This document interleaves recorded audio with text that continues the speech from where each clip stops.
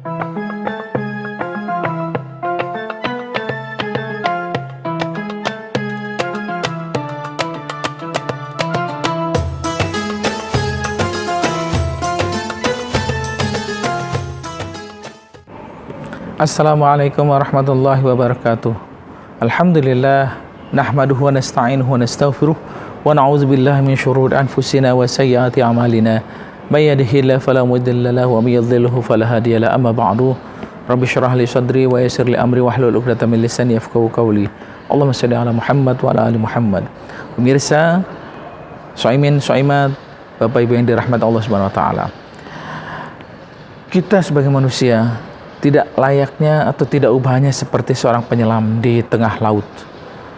Ada sebuah kisah ketika seorang majikan mempekerjakan seorang penyelam untuk mencari mutiara-mutiara yang tentu harganya mahal. Lalu si majikan ini berkata kepada si penyelam, "Wahai penyelam, aku akan berikan gaji kepada engkau dan engkau harus memberikan kepadaku mutiara-mutiara yang ada di dasar laut." Akhirnya si penyelam itu diberikan modal untuk bisa menyelam di tengah laut. Sang majikan adalah orang yang kaya raya, kemudian mempersiapkan segala kebutuhan untuk si penyelam.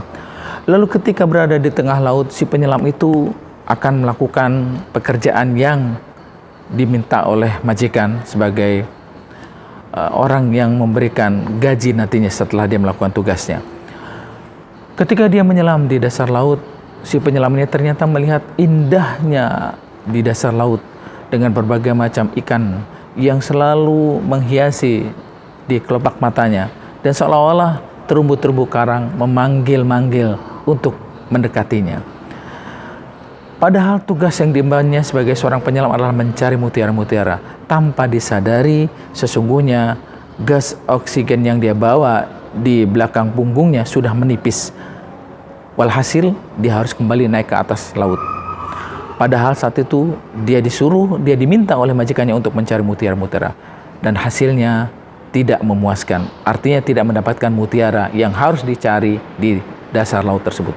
Sampai di perahu, ternyata majikannya bertanya, "Wahai penyelam, apa yang sudah kau hasilkan dan kau bawa dari hasil mutiara yang kau cari di dasar laut tadi?"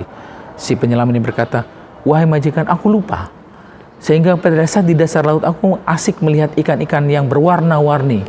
Sehingga aku asik melihat terumbu-terumbu karang yang memanggilku ke sana kian kemari. Dan akhirnya aku pun habis untuk mengikuti apa yang menjadi keinginanku melihat ikan-ikan hias dan bahkan terumbu-terumbu karang yang seolah-olah memanggilku. Dan pada saatnya tabung gas habis, aku segera naik ke atas. Dan hasilnya aku hanya mendapat 1 butir mutiara." Lalu sang majikan berkata kepada si penyelam tadi, Wahai pekerjaku, hari ini aku pecat. Aku tidak akan memberikan pekerjaan lagi kepada engkau karena hasilnya tidak memuaskan." Pemirsa yang dirahmati Allah Subhanahu wa taala, penyelam ini sangat menyesal karena dikasih pekerjaan untuk mencari mutiara, dia tidak menghasilkan yang memuaskan untuk majikan yang saat itu mempekerjakannya. Hal ini sama dengan seperti kita. Kita layaknya seorang penyelam karena kita sedang diberikan tabung gas oksigen oleh Allah Subhanahu wa taala. Sebelum tabung gas oksigen itu habis pada saatnya, artinya kita tidak bisa hidup lagi di dunia, maka pada saat itu kita seperti penyelam yang tidak bisa menghasilkan mutiara-mutiara untuk majikan, dan kita tidak bisa mencari amal-amal kebaikan untuk Allah Subhanahu wa taala.